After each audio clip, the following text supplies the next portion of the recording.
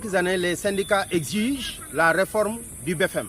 Parce que si nous voulons que notre BFM soit crédible, il y a un certain nombre de paradigmes qui doivent changer. Parmi ceux-ci, nous avons déjà, depuis quelques années, constaté que, déjà, par rapport à la circonscription, il arrive que des enseignants soient maintenus dans la zone même où ils ont leurs propres élèves. Avec la stratégie de la départementalisation du BFM qui ne mérite pas en faveur de sa crédibilité. Il s'y ajoute même que les surveillants aussi ne bougent pas et surveillent leurs propres élèves.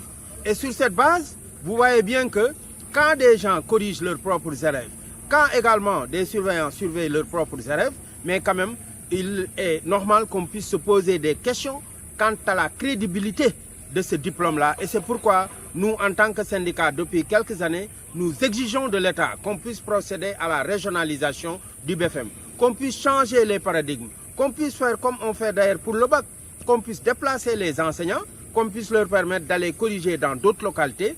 Mais le gouvernement nous oppose un niet catégorique parce que tout le monde sait qu'aussi ce déplacement sous-entend que le gouvernement va devoir payer ce qu'on appelle les indemnités liées à cet examen. Et eux, ils pensent plus à économiser de l'argent et nous pensons à la crédibilité de cet examen-là. Vraiment, et pour cela, les syndicats continueront à se battre parce que nous pensons qu'aujourd'hui, on ne peut plus continuer à fonctionner de la sorte parce que maintenir ce format veut dire que quelque part, nous continuerons à faire dans la complaisance alors que ce diplôme, on doit pouvoir le rendre plus crédible, le professionnaliser au point qu'on puisse permettre aux détenteurs du diplôme mais de prétendre à quelque chose dans le cadre de leur carrière professionnelle.